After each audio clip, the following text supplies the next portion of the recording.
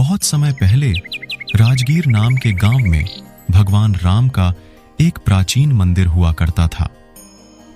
मंदिर के पुजारी शिवानंद जी भगवान राम की सेवा पूजा करते और उसी मंदिर में रहा करते थे। हे राम, इस गांव की रक्षा करना और सदा अपनी कृपा हम पर बनाए रखना।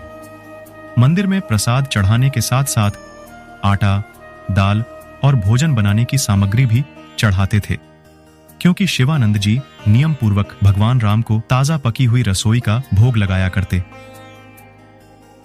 एक दिन एक घटना घटी।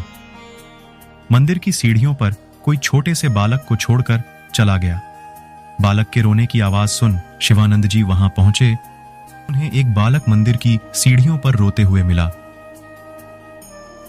शिवानंद जी ने उस बालक को प्रसाद खिलाया और उसके माता पिता के लौटने का इंतजार करने लगे।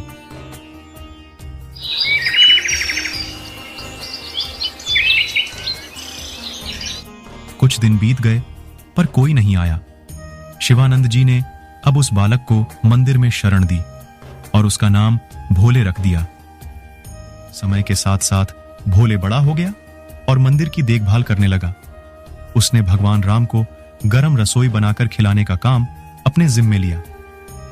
कुछ समय बाद पंडित शिवानंद जी का देहांत हो गया। अब भोले अकेले ही शिव मंदिर में रहता और भगवान की सेवा पूजा करता। एक साल इतनी तेज बारिश होने लगी कि कोई भी भक्त मंदिर में न जा सका। तब भोले ने भगवान राम पर केवल गंगा जल का भोग लगाया और वह खुद भी गंगा जल को ही पीकर रह गया। ऐसा करते करते कई दिन बीत गए। भगवान राम भोले की सहन शक्ति की परीक्षा ले रहे थे, लेकिन अंत में भोले की भक्ति के कारण उनसे भी रहा नहीं गया। भगवान ने एक सेठ के नौकर का रूप धारण किया और बारिश में भीगते भीगते मंदिर आए। उन्होंने भोले को एक पोटली दी। यह सामग्री भिजवाई है, तुम इसे रसोई बनाकर भगवान को भोग लगा देना। सामग्री मिलते ही भोले ने गरम गरम रसोई बनाकर राम जी को भोग लगाया। इस तरह पूरे सावन के महीने में तेज बारिश के बीच में सेठ के नौकर का रूप धारण कर स्वयं भगवान राम भोले को आटा, दाल और भोजन की सारी सामग्री देने के लिए आते रहे।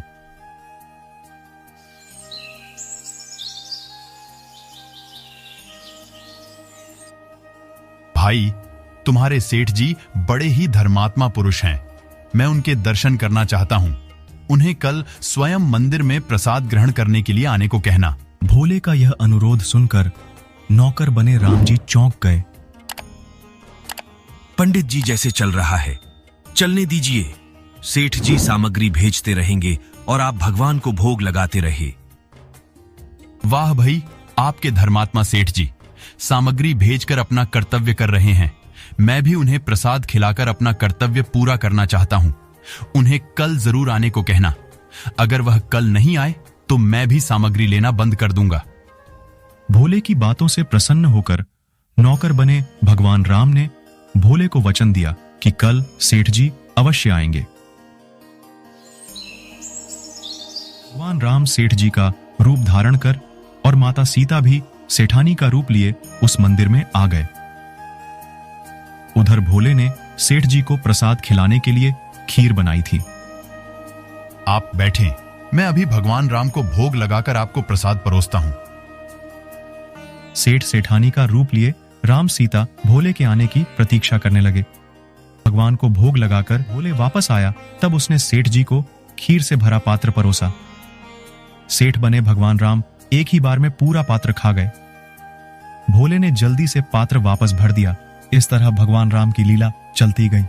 वह खीर खाते गए और भोले परोसता गया। कुछ देर बाद भोले ने देखा पूरी खीर समाप्त हो गई। सेठ जी, मैं माफी चाहता हूं कि आपके लिए पर्याप्त प्रसाद नहीं बना सका। अगर मुझे यह पता होता कि आपको खीर इतनी पसंद आएगी तो मैं और ज्यादा बनाता। मेरी गलती के कारण सेठानी जी तो भूखी ही रह गई। तब माता सीता ने भगवान शिव के बर्तन में बचे हुए कुछ चावल के दाने खा लिए। मेरा भी पेट भर गया। अब खीर के कटोरे में केवल एक चावल का दाना बचा था। भोले ने दाना मुंह में डाला। उसे खाते ही भोले की सारी भूख प्यास मिट गई और भगवान की कृपा से उसके ज्ञान के नेत्र खुल गए। उसने देखा उसके सामने भगवान राम और माता सीता खड़े थे। भोले उनके चरणों में गिर गया और उन्हीं में लीन हो गया। हे राम, जैसी कृपा आपने मुझ पर की वैसी सब पर करना। जय श्री राम।